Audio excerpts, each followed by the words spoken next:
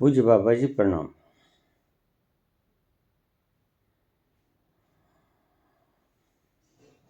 अरविंद कुमार तापसी, कोलकाता से। बाबा, अगर आपको पीएम बना दिया जाए तो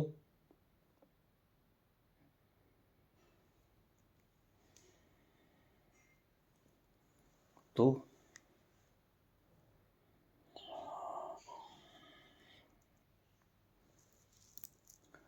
जो खुद की देह का भार भी नहीं उठा सकता,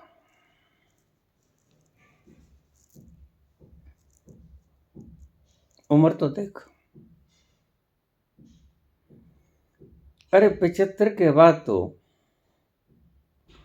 सनातन ने भी संन्यास लेने की घोषणा कर दी थी। जो खुद का भार ही नहीं उठा सकता, वह देश का भार कैसे उठाएगा? और देखिए, ये बार बार उठाना, हंसना मत, किसका काम होता है? ये भार उठाना, भार ढोना किसका काम होता है? तो उन्हीं से कराइए। मैं तो वो नहीं हूं, या कि वो समझते हो मुझे? अरे भाई, 2 श्वास सुख के ले रहा हूं, आपका क्या लेता हूं? बाहर नहीं निकलता, देखो। आपको कोई तकलीफ नहीं देता, 2 अक्षर बोल देता हूं और आपको आपकी रजा पे छोड़ देता हूं। जी चाहे सुनो, जी चाहे मत सुनो।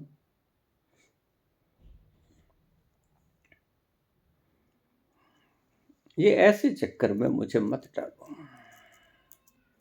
एक मित्र का फोन सुबह सुबह आया, इलेक्शनों के दिन चल रहे थे। बाबा किसको वोट दें?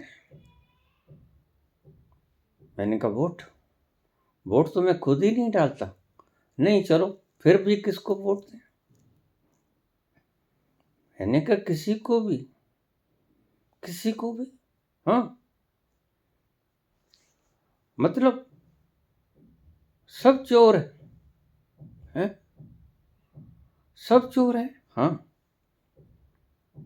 जिस दिन तुम ये समझ जाओगे कि सब चोर हैं, उस दिन घर बैठे रहोगे मेरी तरह।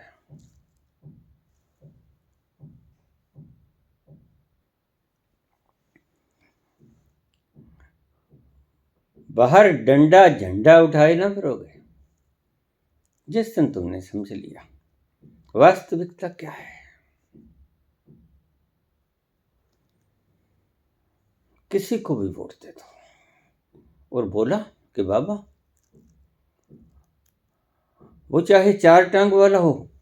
मैंने कहा अरे भली सूझी भाई, बहुत बढ़िया किया। देखो, अगर कोई 4 टांग वाला खड़ा हो गया है गलती से, तो उसको वोट दे दो। क्यों? ऐसा क्या? मैंने कहा बस भाई, कम से कम वो वफादार तो होता है।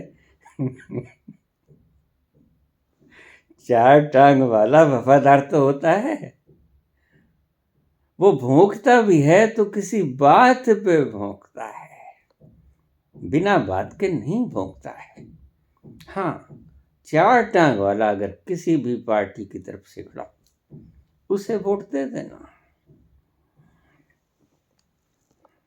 बहुत बार कह चुका हूं, सियाने हैं वे जो राजनीति के चरम तख्तों पे बैठते हैं। गांधी बड़े सियाने थे मेरी दृष्टि में। गांधी अगर चाहते तो खुद पीएम की कुर्सी पे नहीं बैठ सकते थे? बिल्कुल बैठ सकते थे, कौन रोकता? नहीं बैठे। और अगर बैठ जाते तो एक फायदा हो जाता। क्या हो जाता? कि नाथूराम गोडसे को फांसी ना लगती, क्योंकि सिक्योरिटी ही इतनी। अब प्रार्थना सभा के अंदर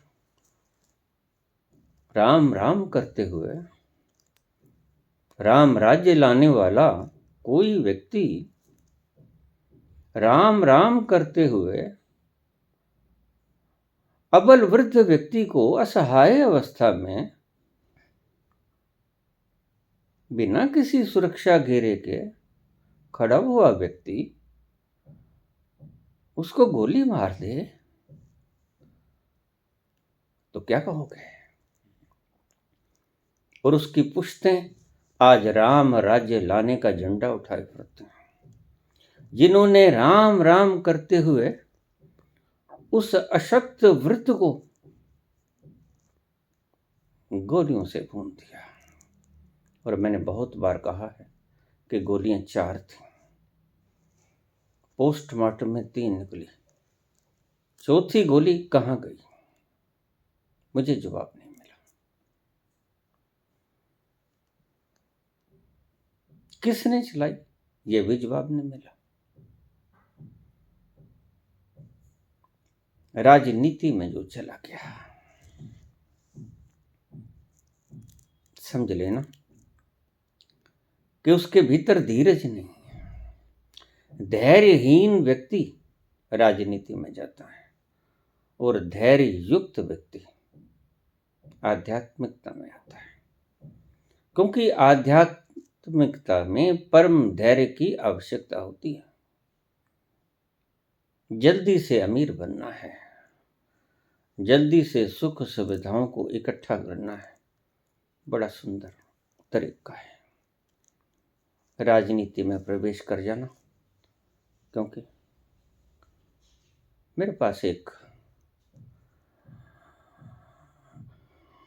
बच्चा आया, छोटा सा बच्चा, पूछने लगा, बाबा ये आईएएस, आईपीएस, आईएफएस, इनमें बड़ा कौन होता है?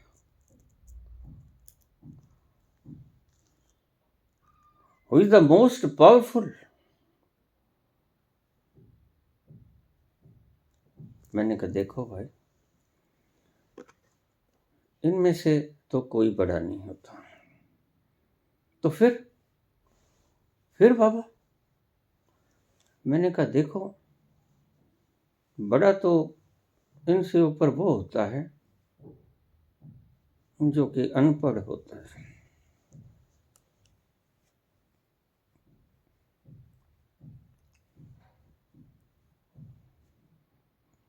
सज्जन पुरुष मेरी बातों का बुरा न मनाएंगे, ऐसी उम्मीद करता हूं।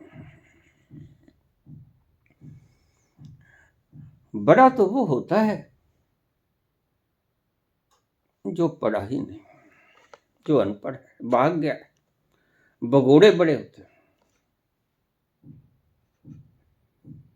तो ना आईएएस बड़ा होता है, ना आईपीएस बड़ा होता है, ना आईएफएस बड़ा होता है, कोई भी बड़ा नहीं होता।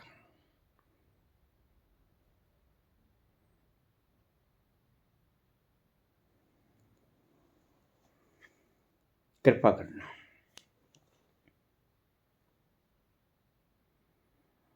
जयप्रकाश नारायण 1975 की 25 जून को इंदिरा गांधी ने आपातकाल घोषित किया। भारत में इमरजेंसी लगा दी गई। सारे देश के राजनीतिज्ञ जेलों में बंद कर दिए गए।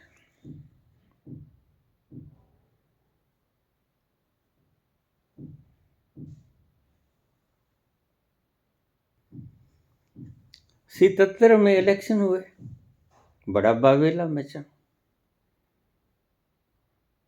लेकिन समझदार थे जयप्रकाश नारायण।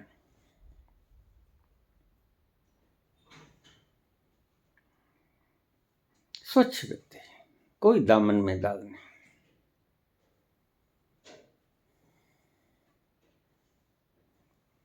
इंदिरा हार गई, कांग्रेस पार्टी हार गई।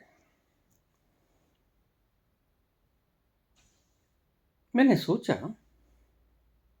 कि जयप्रकाश नारायण खुद प्रधानमंत्री बनेंगे,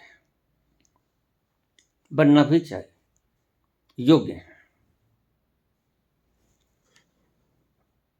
जिन्होंने इतनी बड़ी सरकार पलट दी, जिसे कहते थे इंडिया, इंदिरा इज इंडिया, कि नारे आज से ही नहीं लग रहे हैं, ये बहुत पुराने हैं। इंदिरा इज इंडिया, और ऐसे ही चलता रहेगा। ये दिन कभी अच्छे नहीं आने वाले, समझ लेना मेरी बात को। ये कागजी कार्रवाई है। मैं तो ये कहता हूं, किसी भी पार्टी का घोषणा पत्र, किसी भी पार्टी का, ये तो इतने ईमानदार तो हैं, तो कह देते हैं कि जुमला है, लेकिन कुछ लोग तो कहते भी नहीं, तो उनका क्या हो? तो श्रेष्ठ हैं, जुमलाबाजों में ये श्रेष्ठ हैं, जो कह देते हैं कि जुमला है। तो मैं कहता हूं कि जब कोई घोषणा पत्र आए किसी राजनीति का, तो उसके नीचे लिख देना जुमला है। कुछ भी है, चाहे कुछ भी है, पढ़ना तो मत। और जो व्यक्ति घोषणा पत्र देने आया है, संकल्प पत्र, उसे ही वापस लौटा देना कि भाई जाओ, कोई बात नहीं, वोट आपको ही देंगे।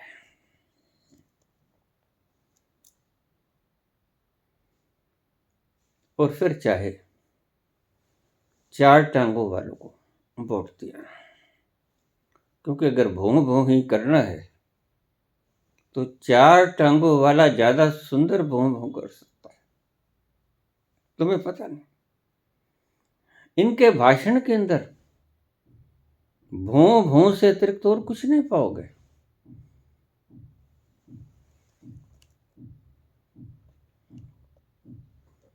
मेरे हाल पर रहम करो।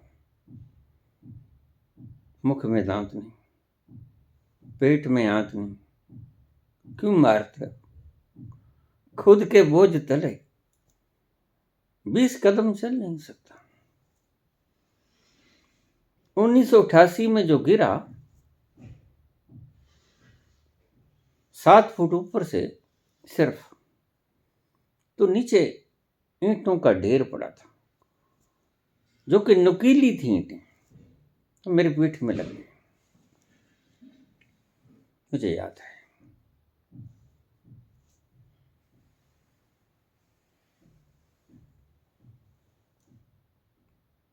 छह अगस्त का दिन था। मैं जा रहा था मस्ती में, अचानक मैं गिर पड़ा और नहर की पटड़ी, छोटी पटड़ी पे जा रहा था। एक बड़ी पटड़ी थी, एक छोटी पटड़ी थी, बीच में नहर थी,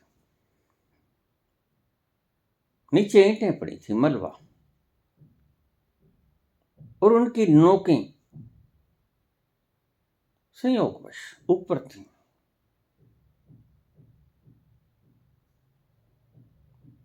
तो मैं पता नहीं कैसे गिरा, मस्ती में जा रहा था। 1988 मुझे आज भी याद है।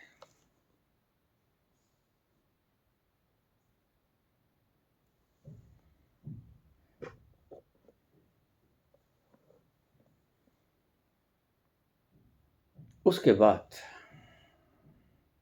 मैं ज्यादा देर तक चल नहीं सकता।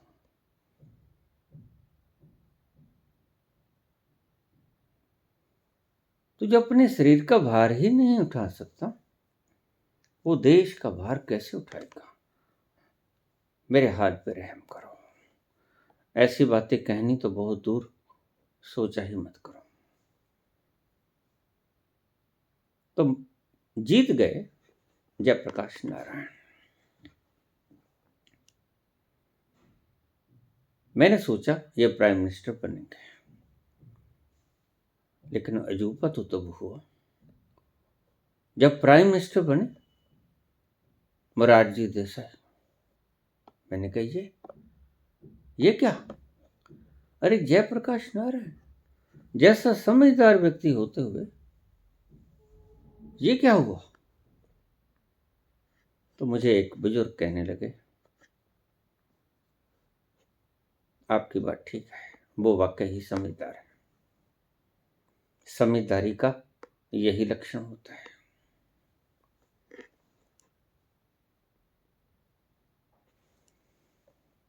और फिर पीएम कौन बना? मैंने पूछा इसकी खासियत, इन महाशय की खासियत। कहते ये सुबह सुबह उठकर जल जीरा पीते हैं। अब आगे की बात आप समझ लेना कि वो जल जीरा क्या होता है। हमारे यहाँ म्यूनिसिपैलिटी ने पेशाब घर बनाए थे, उसके ऊपर शरारती लोग लिख जाते जूस बार, नीचे मोरारजी देसाई।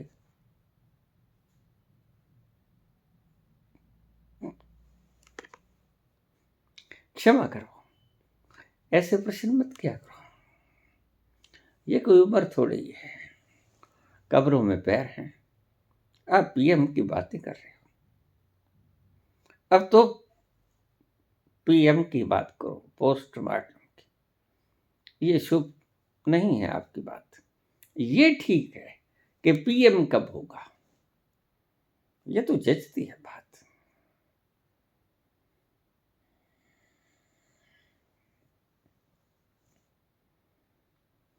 दूसरा प्रश्न, सुखविंदर सियाल, बाबा यूपीएससी का एग्जाम क्लियर किया, अच्छी नौकरी पे हूं, सब ठीक ठाक है, घर में क्लेश बना रहता है, कुछ मार्गदर्शन करें।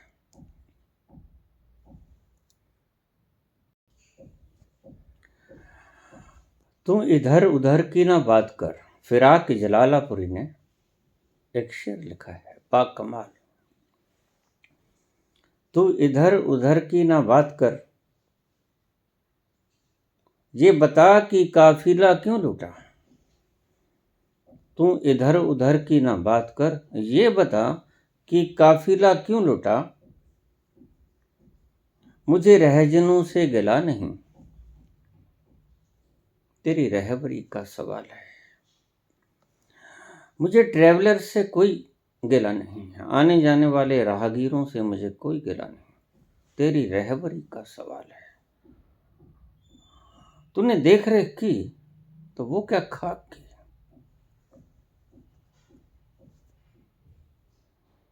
सोने वालों का कोई नहीं, सोने वाला तो सोएगा, चौकीदार ने क्या किया।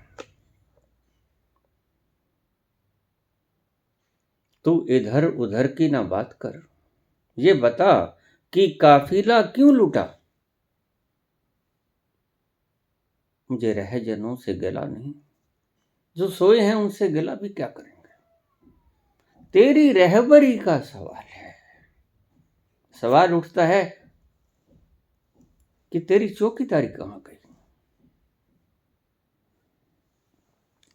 प्रश्न बड़ा शानदार है, हृदय में उतार लेने जैसा है।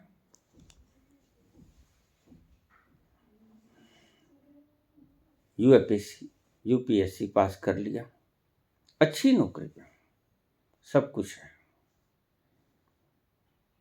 घर में क्लेश रहता है। और पूछा है क्योंकि आज के सवाल में आपने बहुत सुंदर जवाब दिया, सांसारिक क्लेश का।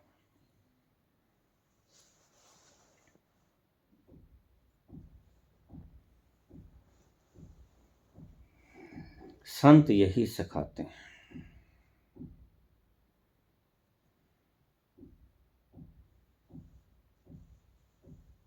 और मात्र यही नहीं सिखाते, संत सिखाते हैं पहले जियो, जीने के ढंग खोजो। पहला,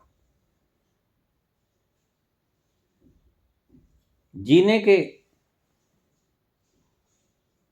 सारे मार्ग जो तुम्हें ठीक लगते हैं वो चुन लो। 25 वर्ष तक हमारे ऋषियों ने ब्रह्मचर्य आश्रम कलेक्ट करो, सारी नॉलेज, सारी विधियां, जीवन कैसे चलाओगे। जीवन बहुत बड़ा है, जिसे आप छोटा जीवन कहते हो और बढ़ाने की कल्पना किए जाते हो, वह पहले से ही बहुत बड़ा है। कहाँ वक्त पास होता है लोगों का, ताश खेलते हैं, मूवीज देखने जाते हैं। तुम कहते हो जीवन छोटा है और लंबा करें।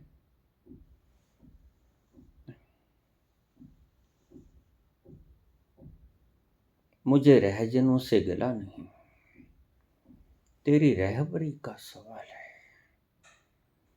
तूने सिखाया भी तो क्या सिखाया। जीवन लंबा बनाया भी तो फूल तो ना खिले।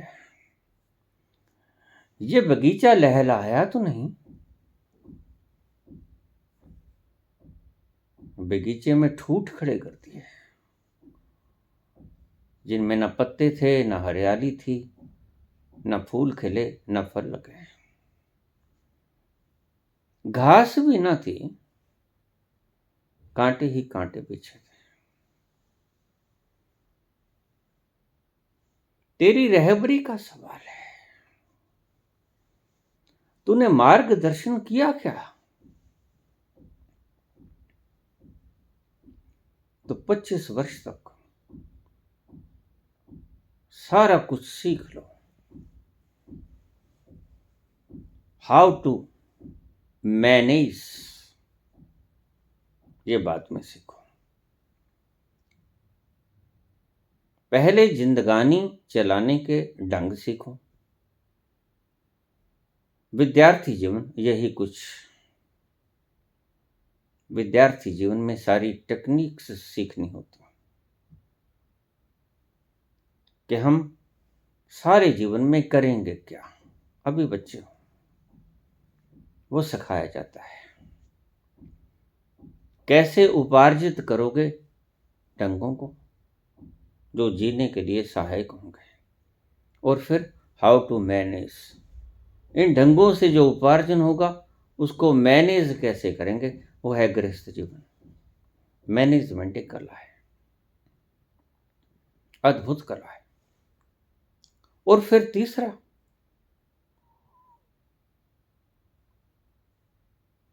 संसार के सारे ढंगों को, रसों को पी लिया, गृहस्थ में रहकर जान लिया, कुछ पाया, वो तत्वसार। और अगर आपने सही ढंग से गृहस्थ को भोग लिया तो आप वही पाओगे जो सभी संतों ने कहा, जीवन व्यर्थ है, जीवन दुख है। कुछ ज्यादा समझदार लोग होते हैं, कुछ व्यक्तियों को प्रमाण की आवश्यकता होती है, लेकिन कुछ व्यक्ति अनुमान से ही सीख जाते हैं, अनुमान को ही प्रमाण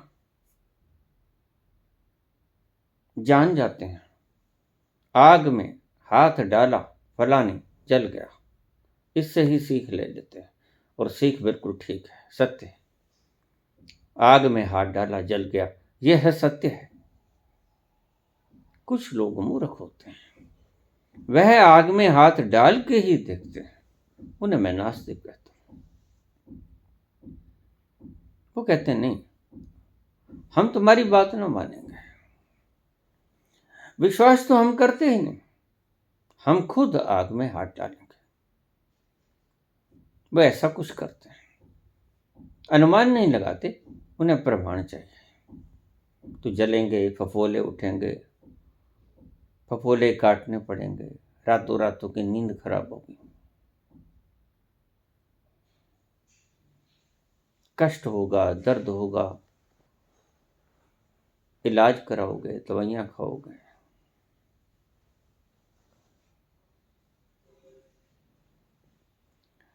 तीसरा था वानप्रस्थ। तुमने जो जाना उस रस को आने वाले बच्चों को बताओ कि बच्चों, अब तुम प्रवेश कर रहे हो गृहस्थ में। मैंने भी कभी प्रवेश किया था, मेरी बात मानना मत, लेकिन तुम्हें यह बता दूं, भोगना, होश रखना। जब मैं जवान हुआ, मेरी माता ने मुझे कहा, बेटा, जवानी अंधी होती है,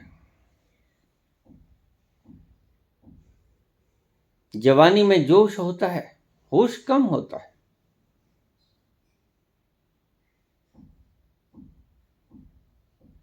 होश को बचाए रखना बेटा। मैंने माता की आज्ञा का पालन किया और आज जोश तो सारा गंवा दिया, होश ही होश बाकी।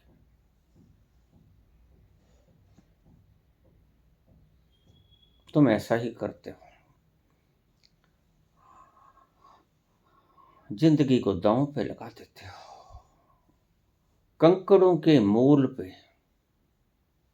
और तुम्हारे, जिन्हें तुम हीरे जवाहरात कहते हो, वो है तो कंकड़ पत्थर।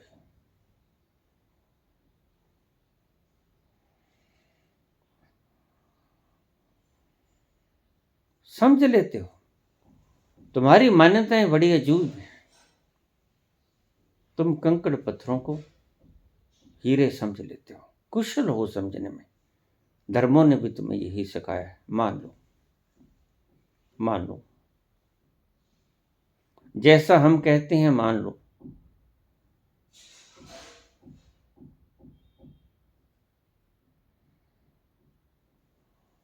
आज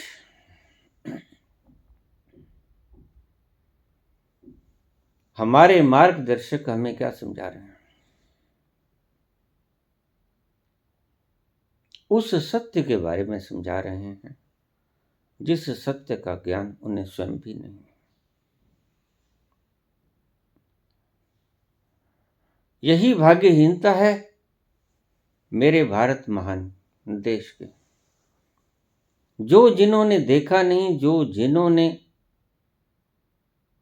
पाया नहीं, जिसकी जिन्होंने झलक नहीं देखी, उसके बारे में व्याख्या सहित आपको बता रहे हैं। उस रहस्य की बात करते हैं जिस रहस्य को बोला नहीं जा सकता,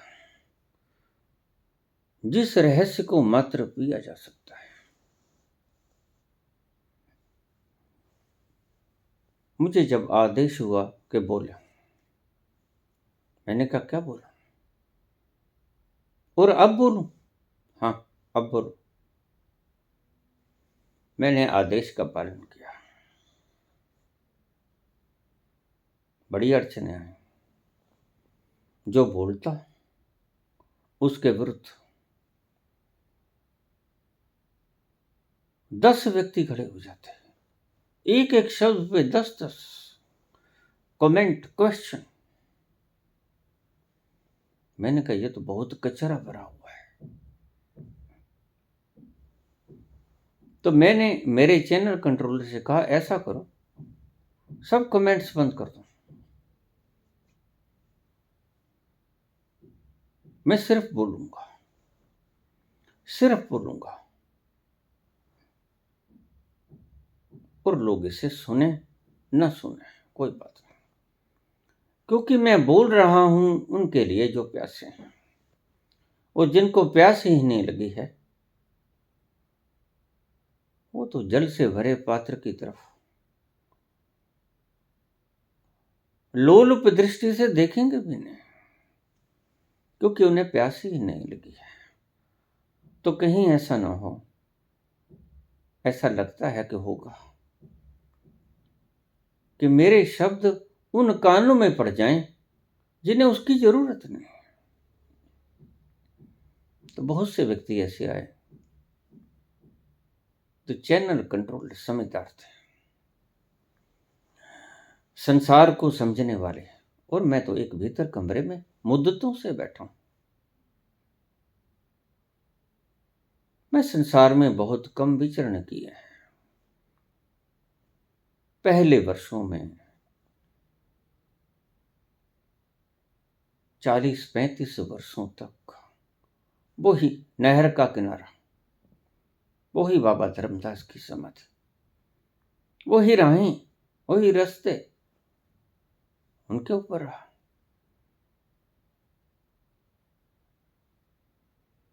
और फिर अब एक कमरे में बैठा हूं आराम से।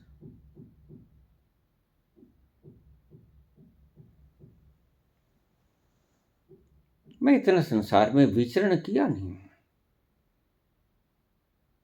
थोड़ा विचरण किया। तो मुझे कहने लगेगा आप ऐसा करो। जिस व्यक्ति को जो कमेंट ऐसा करे, आपको लगे कि इस व्यक्ति को प्यास नहीं है, तो उसको आप ब्लॉक कर दिया करो, हाइड कर दिया करो। ठीक। तब से हमें एक तरीका मिल गया। जिस व्यक्ति को पानी की आवश्यकता नहीं, हम उसे पहले अच्छी तरह से जानते हैं, मौका देते हैं 1 2 4 बार। और अगर कमेंट इतना भद्दा है कि हमें यह समझ है कि ये पानी को ही तिरस्कृत कर रहे हैं,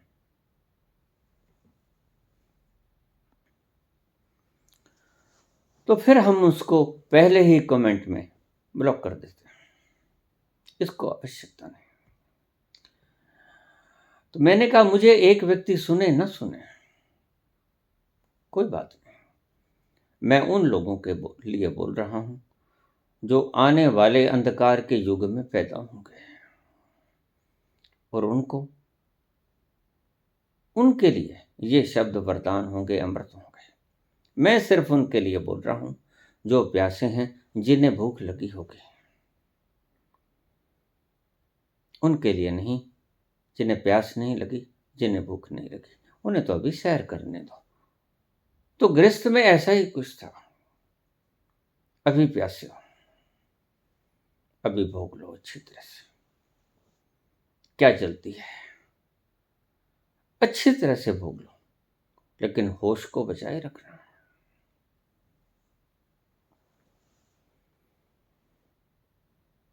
तो तीसरे वानप्रस्थ में आकर जो ब्रह्मचर्य से गृहस्थ में प्रवेश कर रहा है, उसे अपनी जिंदगी के अनुभव को बताने के लिए था वानप्रस्थ। तैयारी वनों में जाने की है, लेकिन समझाना है अपनी पीढ़ियों को। हमने क्या सीखा, हमने जीवन में क्या सीखा, ये बताना है। तो रुको, 25 वर्ष आधे आधे मन तुम्हारा वनों में हो, वानप्रस्थ। मन तुम्हारा वनों में हो, दृष्टि तुम्हारी संसार में हो। समझाना है आने वाली नस्लों को। और फिर जब 75 के पार, फिर तो न समझाना है न कुछ कहना है, बस फिर तो आप संन्यास्त ही हो जाना है। घर के एक कोने कमरे में बैठ जाओ आराम से, या किसी वृक्ष की छाया तले बैठ जाओ, या कहीं एकांत में बैठ जाओ, कहीं भी बैठ जाओ, बस फिर कोई मतलब नहीं।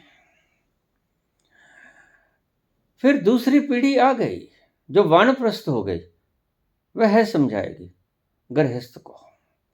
आप मुक्त हुए, वानप्रस्थ को आपने कुछ नहीं समझाना, वह सीखा सिखाया है।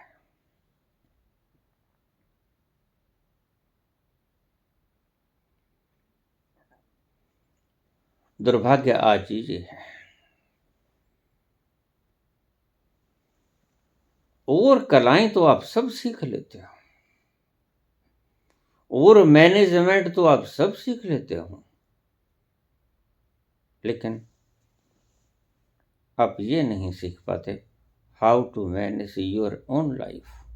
अपने जीवन को कैसे मैनेज करें, उसमें गड़बड़ हो जाता है। मुझे एक व्यक्ति लिखते हैं, जज थे, रिटायर हो गए। अक्सर जज रहते मुझे बुला लेते हैं, कुछ प्रश्न पूछने होते हैं, तो मुझे कहते बाकी सब ठीक, हम इतने बड़े ओहदे पे, आपके पास कोई ओहदा नहीं, लेकिन आपकी शांति देखते ही बनते हैं। जब आप पास में बैठ जाते हो, अभूतपूर्व तरंगे हमें घेर लेती हैं, और कई बार तो हम आपसे सत्य कहें, हम भूल ही जाते हैं कि हमने प्रश्न पूछना क्या था। मैंने कहा आपने सत्य बखान किया। जब आप मेरी उस स्थिति में आ जाओगे तो प्रश्न आपके भी गायब हो जाएंगे। सच में अब तो मेरी मौजूदगी में प्रश्न गायब होते हैं। ये बात बड़ी गहरी है, इसको हृदय में उतार लेना।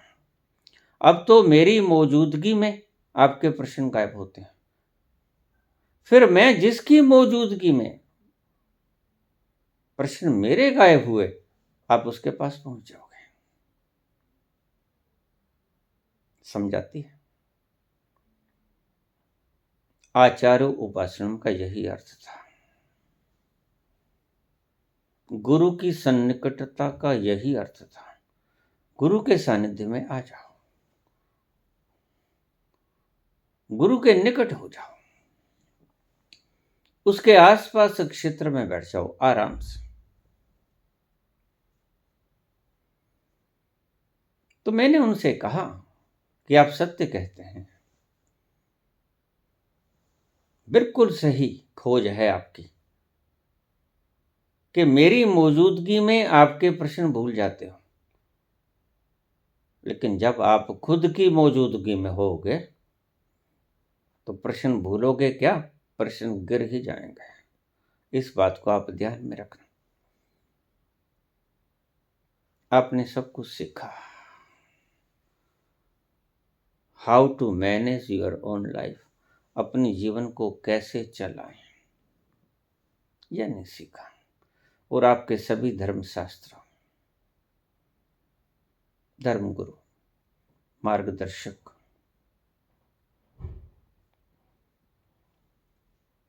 आपको जो सिखा रहे हैं उससे जीवन की अशांति बढ़ती है,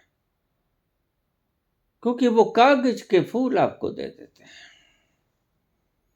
और उसमें इत्र लगा के कितनी देर चलेगा इत्र। यही दुर्भाग्य है आज भारत भूमि का। यहां बोलने वाले तो बहुत हैं, आपको बदलने वाला कोई नहीं। सभी मार्गदर्शक आपको कहते हैं कि ऐसे ही बने रहो,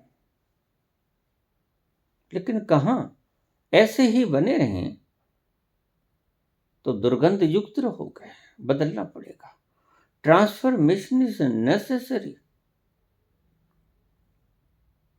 बदलना अनिवार्यता है।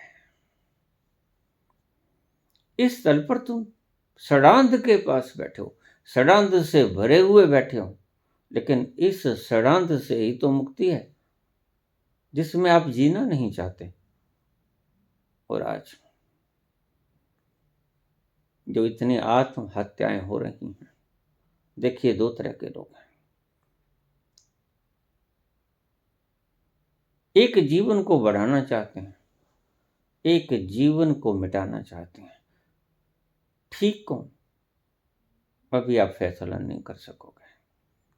दोनों ही गलत है। ना जीवन को बढ़ाना सीखो, ना 10, 20, 1000, लाख साल जीना सीखो, ना ही जीवन को खत्म करना सीखो। मैनेज करना सीखो जीवन को।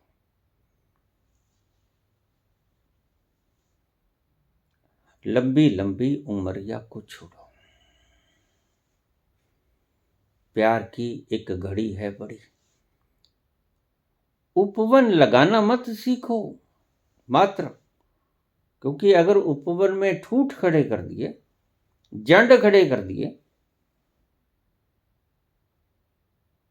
तो उनमें ना तो फूल लगेंगे, ना हरियाली होगी, न फल लगेंगे, न खुशबू बिखेरेंगे, न कलियां अपने मुखड़े खोलेंगे,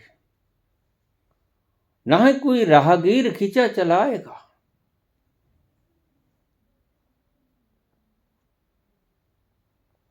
उपवन ऐसा मत बना लेना, और आप ऐसा ही उपवन बनाए हो।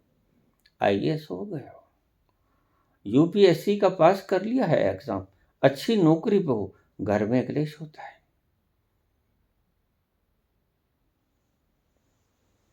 जीवन में सब कुछ सीख लिया आपने,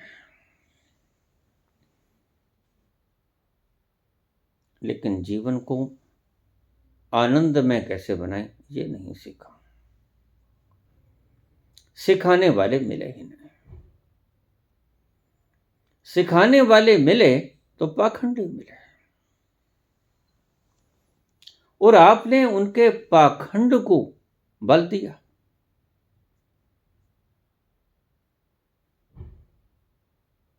क्योंकि भीड़ का अपना दिमाग नहीं होता। मुझे लोग कहते थे, बाबा आपको मात्र थोड़े से कुछ हजार, 30, 40, 50 हजार लोग सुनते हैं, और ये जो चमत्कार दिखाने वाले हैं इनके पास लाखों की तादाद है। मैंने कहा बिल्कुल ठीक है। देखो कोयल गाती है, कितने पंछी इकट्ठे होते हैं उसके आसपास। कभी देखना सुबह सुबह कोयल गाती को। बागों की खुशबू के भीतर कोयल का कुहू कुहू।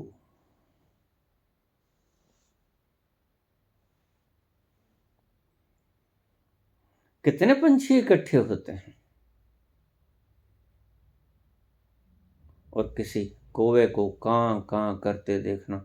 आप कां कां की आवाज दे दो, जो व्यक्ति ठीक से कां कां करना जानते हैं, मैं आपको सच में बताता हूं, आप एक बार जहां कौवे उड़ रहे हैं वहां कां कां करना शुरू कर दो, तो आप पाओगे चारों तरफ कौवे कौवे हो गए, भीड़ भड़का।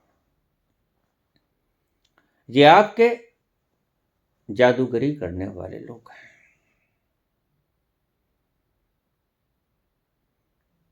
ट्रिक्स इन्हें खुद भी नहीं पता कि इन्हें चाहिए क्या। बेसिक क्वेश्चन डजंट अराइज, स्वयं के भीतर ही नहीं होता। इन्हें चाहिए क्या, इन्हें खुद ही मालूम नहीं होता। ये खुद ही रास्ता गलत पकड़े हैं। जिस प्रेम की तलाश है व्यक्ति को, जिस मस्ती की तलाश है व्यक्ति को,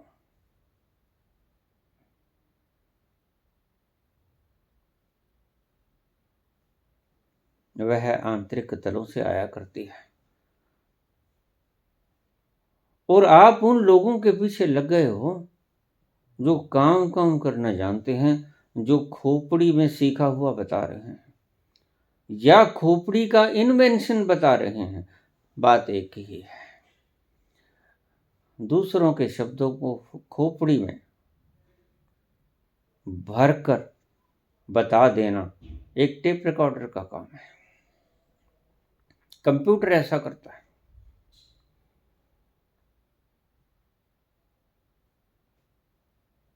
खुद की पैदाइश को भी खोपड़ी खोल सकती है, खुद भी पैदाइश कर सकती है खोपड़ी।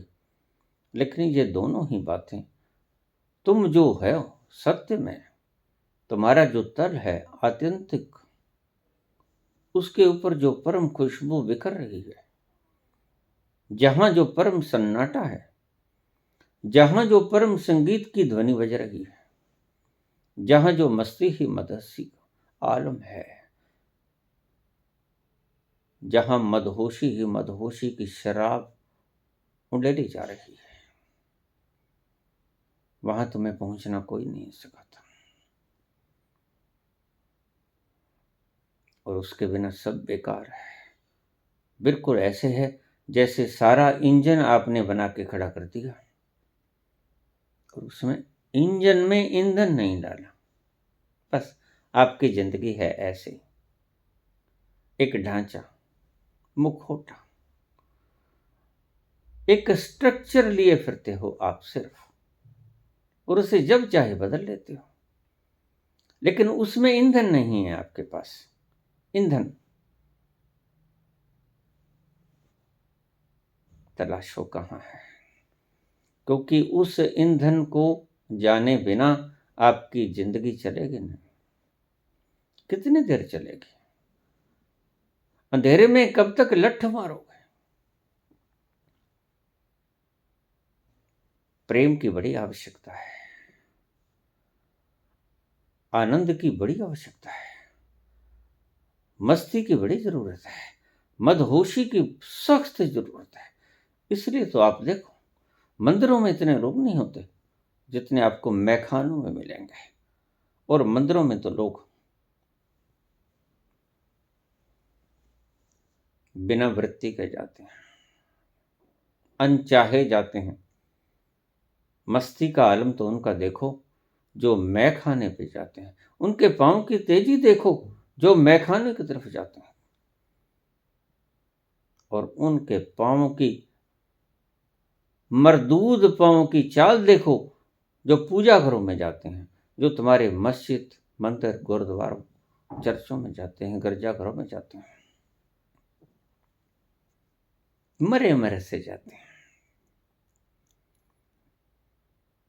चाल देखनी हो तो मैखाने की तरफ चलते हुए शराबी की चाल देखना। क्या मदहोशी का आलम है।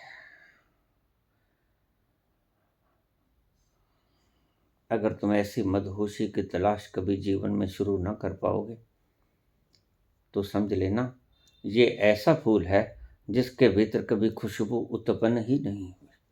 फूल तो होगा, जीवन चाहे जितना लंबा जियो इससे कोई फर्क नहीं पड़ता।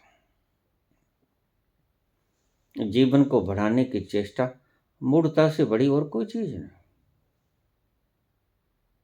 अगर वो आनंद विहीन हो, अगर उसमें मस्ती के फूल न खिले, अगर उसमें मदहोशी का आलम न बिखरे, तो वह कोई जीवन नहीं।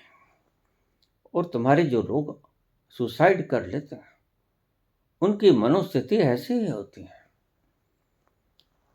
उनको और लंबा जीवन नहीं चाहिए, लंबी लंबी उमरिया को छोड़ो।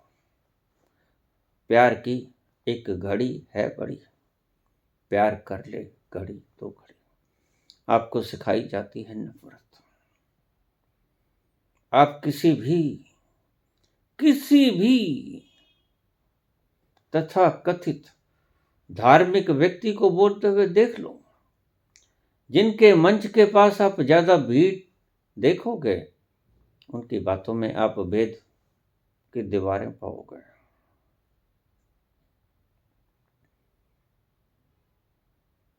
और तुम्हें सुकून मिलता है जहां भेद की दीवारें टूट जाती हैं।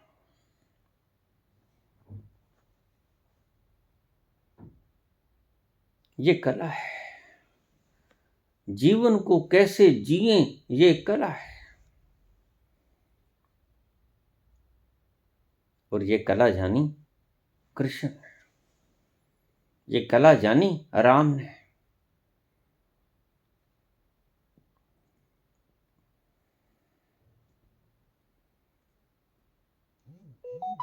कृष्ण ने तो इंतहा ही कर दी। राम तो मर्यादित रहे, लेकिन कृष्ण आपको लगेंगे अमर्यादित रहे, लेकिन भीतर से बड़े मर्यादित थे। और आप उसके आंतरिक तलों को कभी निहार नहीं पाओगे। यही आपका दुर्भाग्य है। मैंने कृष्ण को गालियां निकालते हो लोग बहुत देखे, जो कृष्ण को हत्यारा कहते हैं, यहां तक कि धर्म उसको हत्यारा कहती है। जैन धर्म ने भगवान कृष्ण को 7वें नरक में डाल रखा है। भला जिस व्यक्ति के कारण इतनी कत्ल हुए, इतनी कत्ल गारित हुई, इतना नुकसान हुआ, उसको भला 6ठा नरक ठीक लगेगा? नहीं, 7वें में ही डाल दो, बस आखिरी नरक उसका। और उनका जीवन परम स्वर्ग से युक्त है। जिनको आप नरक में डाल रहे हो, वो जीवन ऐसा जिए कि लहलहा गए सारे उद्यान, ऐसी बिखर गई खुशबू सारे अस्तित्व में उसके, ऐसा जिया है। भर भर कर प्याले, भर भर कर समुद्र पिए उसने, आनंद का तूफान बड़ा, मदहोशी का आलम ऐसा बिखरा कि सारा अस्तित्व उसकी मदहोशी में समा गया। आज भी ये कहावत है कि भगवान कृष्ण वृंदावन में निधिवन में रास रचाते हैं। बिल्कुल ठीक है बात, लेकिन अर्थ नहीं समझे आप।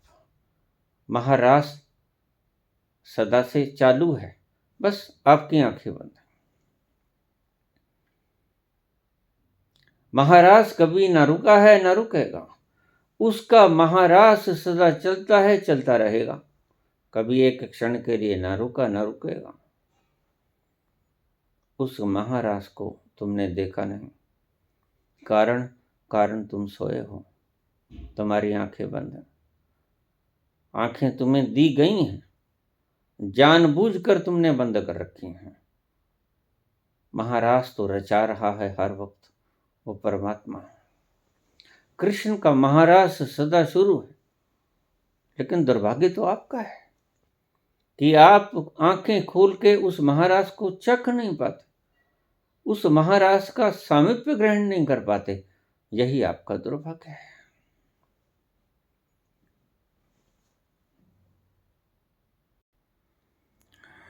मुझे रहजनों से गला नहीं, तेरी रहबरी का सवाल है।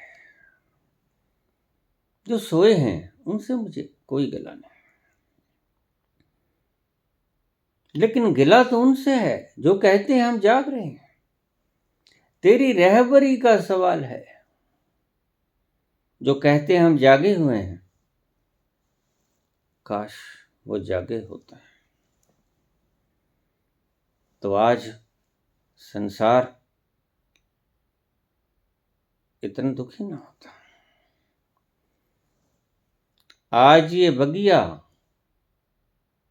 ये बगीचा, ये उद्यान में ठूठ ना खड़े होते सूखे। भला उसे तुम उद्यान कहोगे जिस उद्यान के भीतर जंड के पेड़ ही खड़े हो, ठूठ, कोई पत्ता नहीं, कोई फूल नहीं, कोई फल नहीं।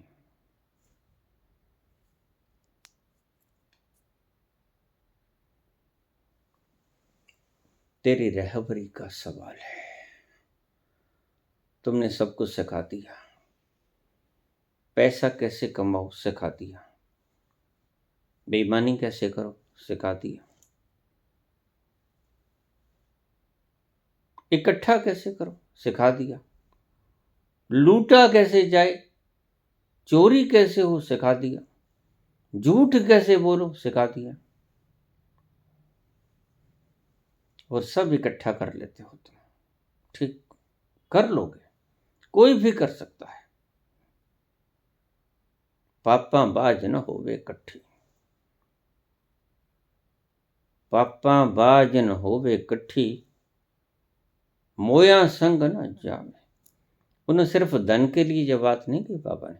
अगर आप धन की बात ही सोचोगे इन शब्दों में, इसका मतलब बड़ा वास्ट है। कहते हैं कोई भी ताकत, वो धन की हो, वो गद्दी की हो, किसी भी चीज का बल पाप के बिना इकट्ठा नहीं होता। मोया संग न जावे। और मरने वालों का साथ नहीं जाता। तुम्हें पाप तो सभी सिखा दिए गए, इकट्ठा भी तुम कर लेते हो, और जो इकट्ठा कर लेता है उसको तुम क्या कहते हो? Successful person. ये जिंदगी में कामयाब इंसान है। उसके हृदय से पूछना कभी, जिसको भी आप कामयाब समझते हो, जो आप बनना चाहते हो, जो आपका आइकॉन है, मैं आपसे एक छोटी सी बात कहूंगा, उसके पांव पकड़ लेना एकांत में, जब वो अकेला हो,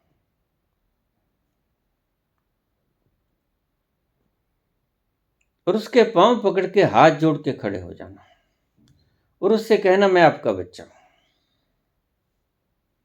मुझे एक बात ईमानदारी से बता दो, क्या आप इतने उच्च पदासीन हो, सुप्रीम कोर्ट के जज बन गए हो, चीफ मिनिस्टर हो गए हो, प्राइम मिनिस्टर हो गए हो,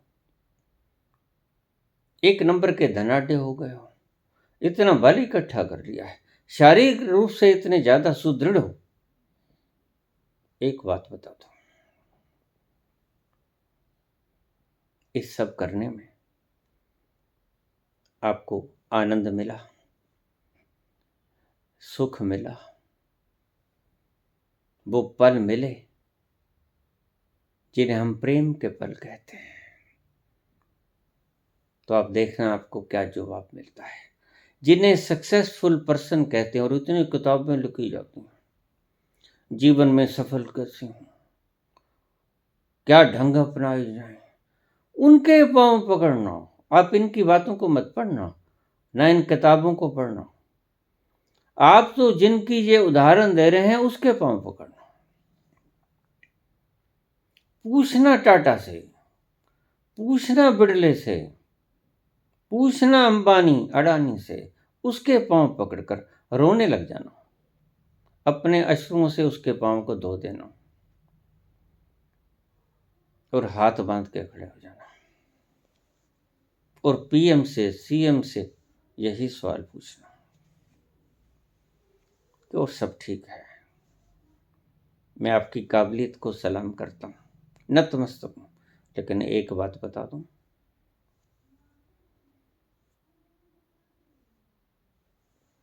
जीवन में वो पल आया जब सुख मिला,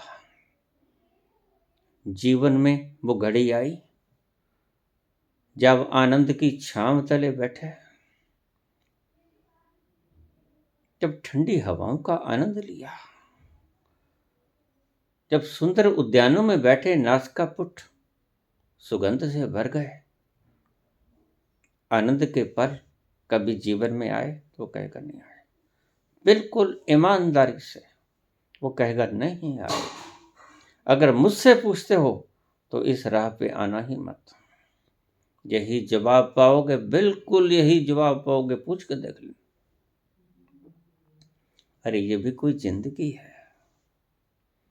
वो शेर गिर गया, वो शेर उठ गया, वो शेर को कैसे मैनेज करें, फला कारखाने में हड़ताल हो गई, वहां के एम्प्लॉइज ये डिमांड कर रहे हैं, उनको कैसे सुलझाया जाए। ऐसा ही राजनीति में होता है। उच्च पदासीन राजनीतिज्ञ सदा ही इस कोशिश में रहता है, जो मिल गया है दूसरा मेरी कुर्सी न खींच ले, तो भला वो ठीक से सो पाएगा?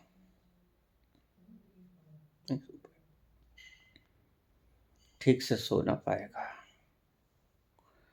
ये केदारनाथ की यात्रा करने वाले लोग झूठे हैं। जिस दिन इस सत्य को समझ लोगे, जिस दिन इस रस को वो जान लेंगे, बुद्ध की तरह कि जीवन उलझन और उलझनों को सुलझाने के अतिरिक्त तो और कुछ है ही नहीं, उस दिन वो सचमुच केदारनाथ की गुफा में बैठ जाएं। इस बात को लिख लेना। वो केदारनाथ जाने का सिर्फ फोटो आपको तभी तक खींच रहे हैं जब तक उन्हें सुकून नहीं मिला। जैसे ही सुकून का एक हल्का सा झोंका उन्हें आभासित हो गया, उस दिन वो सचमुच उस यात्रा पर निकल पड़ेंगे। अभी नहीं निकले हैं, अभी तो मात्र यात्रा है। और फिर वो देखने के बाद जिस दिन एक झलक मिल जाएगी वो तीर्थ यात्रा हो जाएगी, फिर यात्रा ना रहेगी। केदारनाथ की यात्रा इंतजार करना, मात्र यात्रा बन के ना रह जाए, तीर्थ यात्रा हो जाए। फिर आप जहां भी जाओगे वहां तीर्थ ही पाओगे। संसार के इन इंटेलेक्चुअल लोगों ने आपको सब सिखाया और ये भी जानते हैं कि हमसे ज़्यादा कंप्यूटर जानता है, उसकी स्मृति में हमसे ज़्यादा अनंत गुना ज़्यादा फीड है। इनके ब्रेन के न्यूरॉन्स में तो इतना कुछ फीड हो ही नहीं सकता जितना कुछ आदमी के कंप्यूटर में फीड कर लिया गया। सभी बातों का जवाब दे देगा, लेकिन आपके मस्तिष्क के न्यूरॉन्स में सीमित व्याख्याएं हैं, सीमित। कंप्यूटर में सब कुछ फीड है, लेकिन क्या नहीं है कंप्यूटर में, वही आप में नहीं है। कंप्यूटर में आनंद का आभास नहीं, ज्ञान बहुत है, सूचनाएं बहुत हैं, सब कुछ संग्रहित है उसके भीतर और बहुत कुछ समा सकता है उसके भीतर। कंप्यूटर को आनंद कभी नहीं मिलता, सुख कभी नहीं मिलता। फिर आप जीते जाते कंप्यूटर से अतिरिक्त तो और कुछ भी नहीं। अगर आपके पास मात्र सूचनाएं हैं, आनंद का वो झोंका नहीं है। लेकिन ईश्वर ने तो आपको चेतना इसलिए दी थी, कंप्यूटर में और सारा कुछ है, सारे इंस्ट्रूमेंट्स हैं जो आपके पास हैं, एक चीज नहीं है, वो क्या है? चेतना। सारे संयंत्र चेतना से जुड़े नहीं हुए हैं, यही कमी है। लेकिन ईश्वर ने अगर आपको, बाबा कहते हैं कर्मी आवे कपड़ा, ये बहुत बड़ी बात है। उसकी रहमत के बिना आपको मानव शरीर नहीं मिलता। ये सूचनाएं तो आपके बनाए कंप्यूटर में भी फीड हो सकती हैं, हो ही गई हैं आज। जो काम आप इस शरीर में रहते हुए नहीं कर सकते, भला एक चिट्ठी लेकर लाख मील दूर एक फोटो को आप कितने दिनों में पहुंचाओगे, आपको पता है? लेकिन व्हाट्सएप एक क्षण में पहुंचा देता है। मशीनरी ज़्यादा बढ़िया तरीके से काम करेगी, कर रही है। इन बातों को मत देखो, ये जादूगरियां हैं। इन जादूगरियों में, इन ट्रिक्स में अगर उलझ गए तो फिर मानस जीवन को आप नज़र मत कहिए, आप कर्म मत कहिए उसका। फिर उसकी नज़र नहीं हुई, फिर आपने उसकी नज़र की कोई कीमत नहीं डाली, फिर आपने उसकी अपरंपार कृपा की कोई भी कीमत नहीं डाली। आप ठूठ के ठूठ रह गए, कोई हरियाली ना आई आपके भीतर।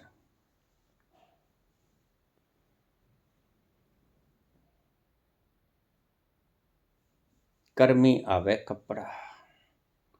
लेकिन अफसोस कि इस मानव जीवन को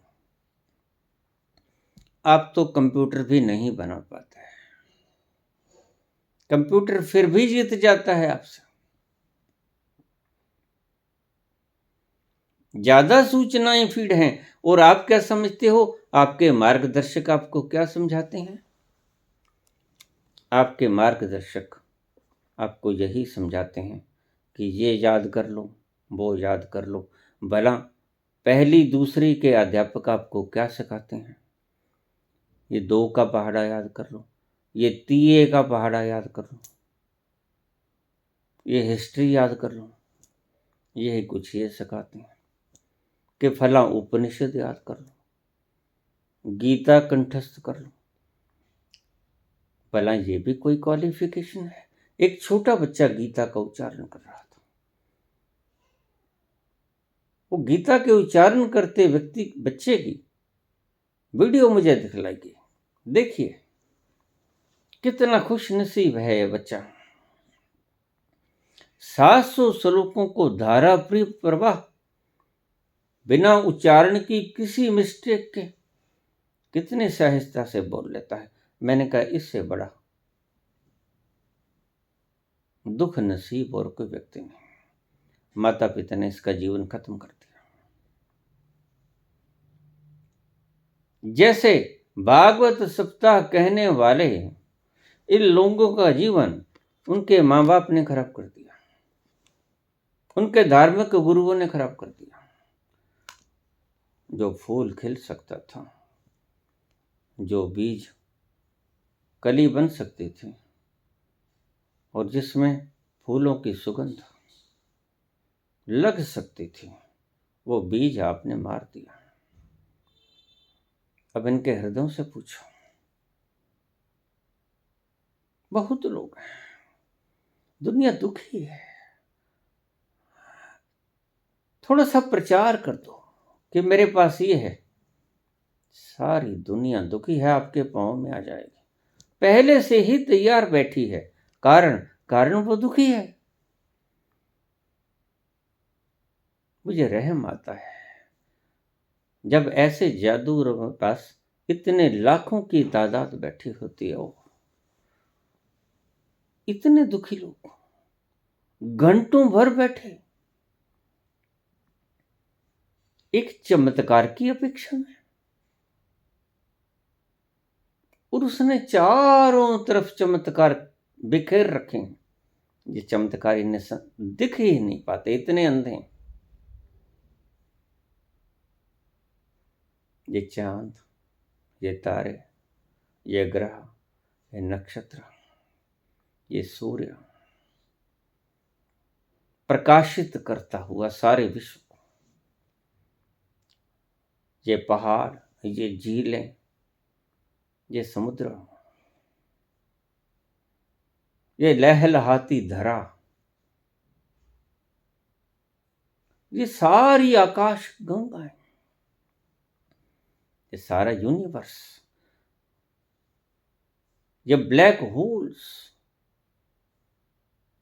ये चमत्कार आपको दिखाई नहीं पड़ता। और एक छोटी सी ट्रिक आपको दिखाई पड़ती है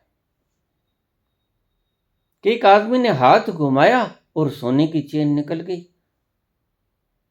और अब आप अभिभूत हो गए, आप इल्यूजन में आ गए, आप उसके भगत हो गए। आप उसके भगत नहीं हो, याद रखना, आप उसके चमत्कारों के भगत हो। उसे भी पता है अच्छी तरह से, अगर ये चमत्कार ना होते तो आपका सिर कभी भी उसके पांव में ना होता। आपको यही कुछ सिखाया जा रहा है और ये लोग खुद भी बहुत दुखी हैं। और फिर परमात्मा को तुम उलाहना देते हो। हंसी आती है मुझे हरकते इंसान पर, गलतियां तो खुद करे और दोष दे भगवान पर। फिर आप कहते हो भगवान मैं दुखी क्यों? बेहोशी में जो कदम उठाए उसके कारण दुखी हो, मूर्छा में जो पांव बढ़ाए उसके कारण दुखी हो, वक्त जाया किया इन चमत्कारों को देखने में, इन ट्रिक्स को देखने में। चमत्कार नाम की कोई चीज सृष्टि में होती है, जो होता है नियम के अंतर्गत होता है। सिद्धियां भी नियम के अंतर्गत होती हैं, याद रखना। चमत्कार नाम की कोई चीज ईश्वर के पूरी सृजना के भीतर होता ही नहीं। हर चीज नियम के गिरफ्त में बंधी हुई है। प्रभु जी ने ऐसी कायनात बांधी, एक दिन के पीछे एक रात बांधी, साथ साथ बांधी, जिसे आप चमत्कार कहते हो। आज नहीं कल एक वक्त था, बिजली कड़कती थी, मेघ बरसते थे, तूफान आते थे, लोग हाथ जोड़कर खड़े हो जाते थे। इंद्र प्रसन्न हुआ या इंद्र कुपित हुआ, आज वो इंद्र कहाँ है?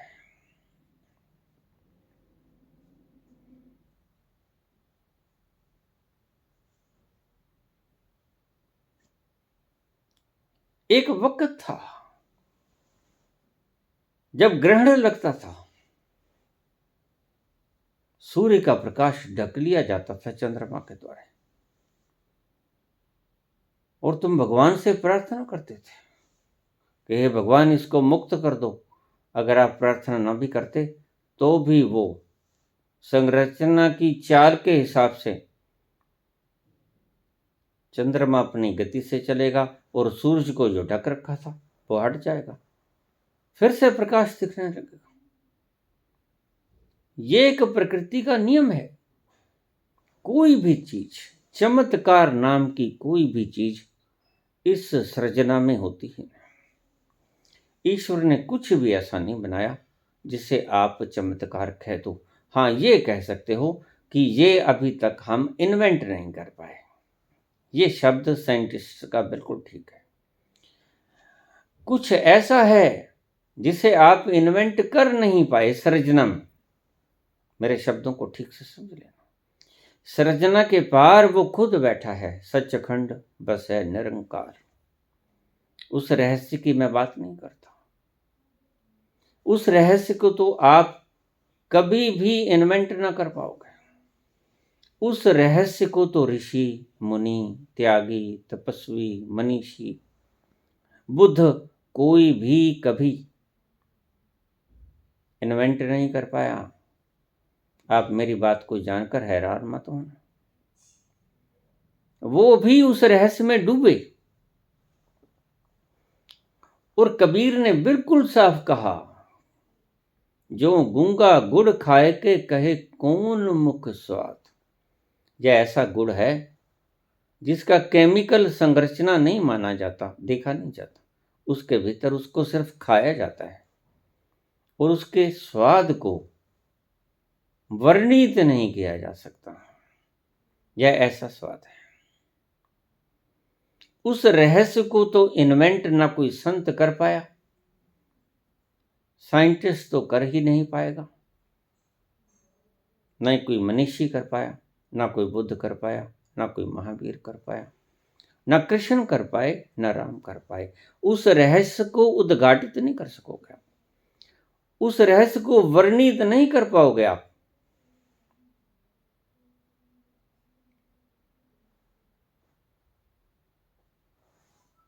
वो रहस्य सदा अवर्णित रह जाएगा। जो अवर्णित रह जाए वही रहस्य। तो आप ये मत समझ लेना कि कृष्ण ने जो स्वाद चखा, कबीर ने जो चखा, नानक ने जो चखा, उसको वर्णन करके वो चले गए। नहीं, उनको वर्णन कर ही नहीं पाया कोई भी, ना ही कभी वर्णन कर पाएगा। उस रहस्य को पिया तो जा सकता है, उसमें डूबा तो जा सकता है, विलीन तो हुआ जा सकता है बूंद समानी समुद्र में। ये तो है, लेकिन उसका मजा आप बता दो, ऐसा कोई शब्द नहीं है, क्योंकि लिपियां बड़ी क्षुद्र है। कोई शास्त्र, कोई वेद, कोई पुराण, कोई कुरान, कोई गीता, कोई ग्रंथ उसको वर्णित नहीं कर पाएगा।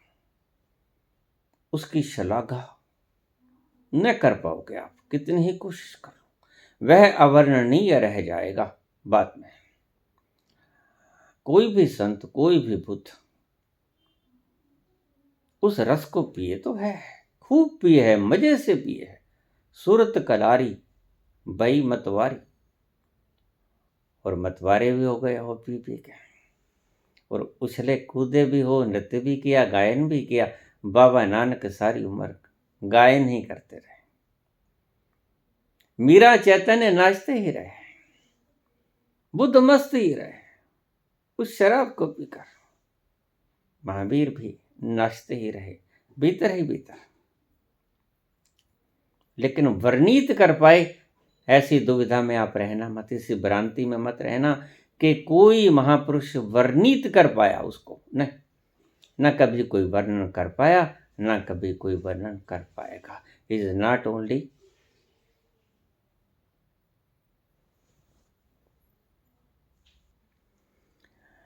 unknown but also unknowable।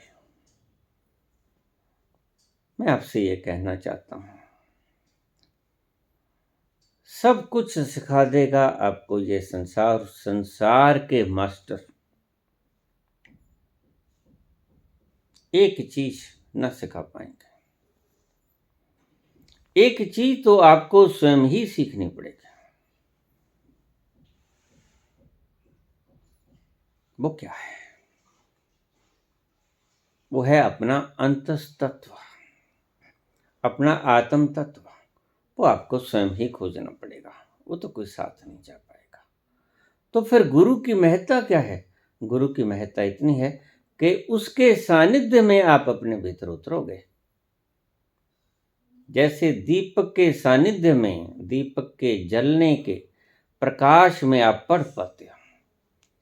आंखें तो हैं, लेकिन दीपक का जलना भी आवश्यक है। दीपक जलेगा तो उस रोशनाई में आप पढ़ने लगोगे, अंधेरे में तो आप ना पढ़ सकोगे।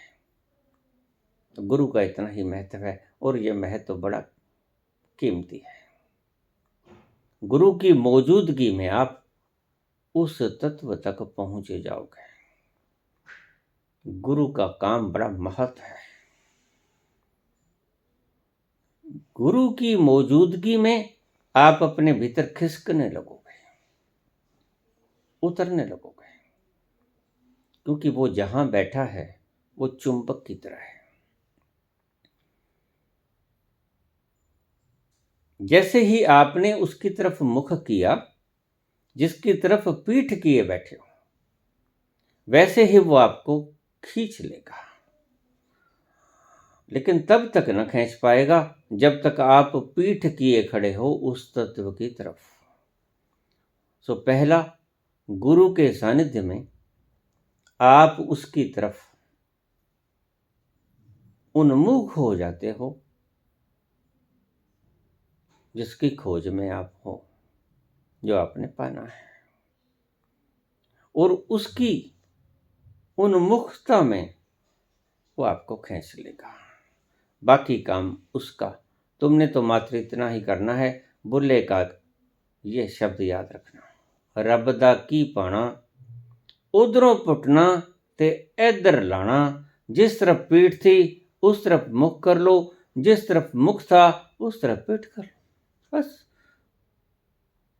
उधरों पुटना ते इधर लाना। उधर से पीठ कर लो जिधर मुखड़ा था, और जिधर पीठ थी उधर मुख कर लो। जिस तरफ मुख था उस तरफ पीठ कर लो। यही सूत्र है। और ये घटेगा कब? ये घटेगा गुरु की मौजूदगी में। गुरु इतना ही काम करता है, और ये काम महत्व है, इसलिए गुरु की इतनी महिमा है। महत्व कार्य है ये। तो पूछा आपने कि यूपीएससी पास किया, अच्छी नौकरी में हूं, घर में क्लेश है, लेकिन फिर जीवन जीने का अर्थ भी क्या है? फिर अच्छी नौकरी का अर्थ भी क्या है? फिर ऊंचे सिंहासन पर बैठने का अर्थ ही क्या है? जब रातों को नींद सुकून से ना आई, उस फैक्ट्री में हड़ताल हो गई, उस फैक्ट्री में हड़ताल हो गई, हमारी इस पार्टी का फलां कैंडिडेट उस पार्टी में जाने को तैयार है। अरे क्या खा की जिंदगी है ये, इसे आप जिंदगी कहते हो? ये जिंदगी है आपकी? तो फिर कलेश क्या होता है? अगर ये जिंदगी है तो फिर कलेश आप किसको कहते हो? अगर ये स्वर्ग है तो फिर नरक होता क्या है, मुझे बतलाओगे?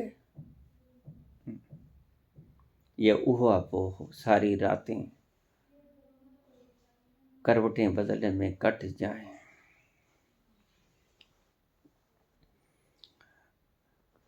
जिंदगी की ये तनाव किसी के अभाव में कट जाते हैं, किसी के तनाव में कट जाते हैं, लेकिन जिंदगी जी कौन पाता है? जिंदगी एक ही व्यक्ति जी पाता है।